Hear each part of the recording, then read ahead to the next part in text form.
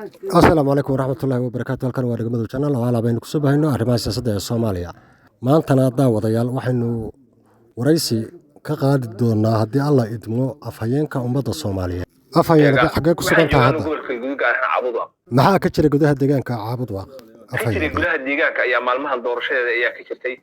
ilaa 3 jeer bay baaqatay gudaha deegaanka. afhayeen xagee bay sarta ku qorantay? maxaa xagee wax ka socon laayihiin? waxay u soconaada hawsha xagee ka dhaqaaqinaad ana in sheegay waxay ka dhaqaaqinaad oo lagu haya gudaha deegaanka waa madaxweyne qorqor iyo madaxweyne ku-xigeenka Cali Dahir Ciid iyo Cabdi Waayeel saddexaas nin way waxa wadaqnimada dawladda. afhayeen saddexdii nin ee ugu sarreysay dalka ayaad sheegtay, marka saddexdaa nin sababta ku kalifaysaa maxay tahay? oo sababta tahay waxaad ogtihiin gudaha deegaanka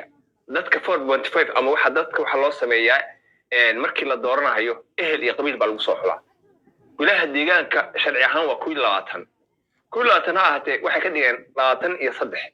sharciga harta waa jibiyeen laba dheeriye ku dareen waxaana ugu dareen marka hore way ku saxsanaayeen oo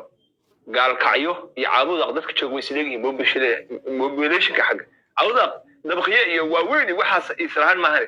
gaalkacyo dhinaca Puntland iyo dhinaca Galmudug hadii la isku daro iyo Caabud Waaq dadka jooga way isleeyihiin. afhayeen see ku dhici kartaa Caabud Waaq miyayna degmo ahayn degmooyinka Soomaaliya ka mid ah? Caabud Waaq ilaa waxa weeyay 91 harta degmo weeyay laakiin maanta gobolba way u dhigantaa oo ilaa 91 dadka xamar ka yimid oo deganaa dadka Hargeysa deganaa dadka gaalkacyo deganaa dadka Soomaaliya deganaa dhammaan waxa weeyo halkaan soo degay oo dagaaladiisu marka xuquuqda degmooyinku qaateen xuquuq ka badan miyaad si la doonaysaa in gudaha deegaanka laga dhigo qabiiladu aad u badan yihiin anigu tala ahaan waxaan qabaa taladaydu waxay tahay in gudaha deegaanka laga dhigo 25 labada xubnood hadda dhib hadda 23 weey maadaama sharciga hore loo jibiyay markaan oo waxa weeyday awalba waysan nooba dhowrnayn in laba lagu daro oo midna la sii habar ciise midna la sii hawraarsame okay afhayeen xaaladdu intaa way ka guda ballaaran tahay hadda hal waji ayaad xalisay wajiga aad hadda halka u sheegtay waxa weeye beelaha tabanaya in xubnahoodii laga tagay oo iska waayay xildhibaanadii haddii aad taa ku xalisay maxaad ku xalinaysaa kuwa doonaya gudoomiyaha ama gudoomiye ku-xigeenka oo ayakuna dhinacyo kamid ah magaaladii qabsaday oo hadda xaaladoodu ay aad u taagan tahay maxaad kuwaasna kaga talisay? waxay madaxweyne ku-xigeenka iyo madaxweynaha Galmudug iyo Cabdi Waayeel waxay dhigeen hadana qabiil baa kursiga loo xiro laakiin taas waxa weeye waxay rabaan in qabiilada isku hokeeraan maalinba jufo shiranaya idinka la xiro jufo kale shiranaya idinka la xiro taas la yeeli maayo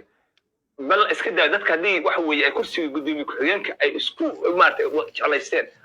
waxaan qabaa maadaama sharciga hore la jibiyay in gudoomiye ku-xigeenka laga dhigo ilaa 3 gudoomiye ku-xigeen ina sharci awal bu jabnaay gudoomiyaha markii la doodo 3 gudoomiye ama 4 si qabiilada loo qanciyo.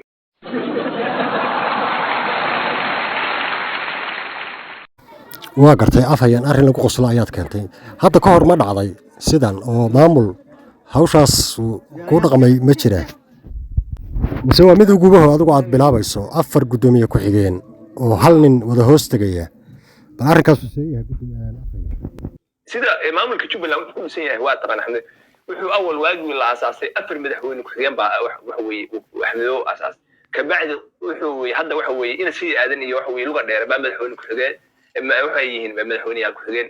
waa sharciga mar hadda jibisay waxa weeye dadkaagu waxay isku ku dhaqmi karaan harta waa ina waxa weeye isku jiidid waxaan u qabaa maanta afayeenka 25 xildhibaan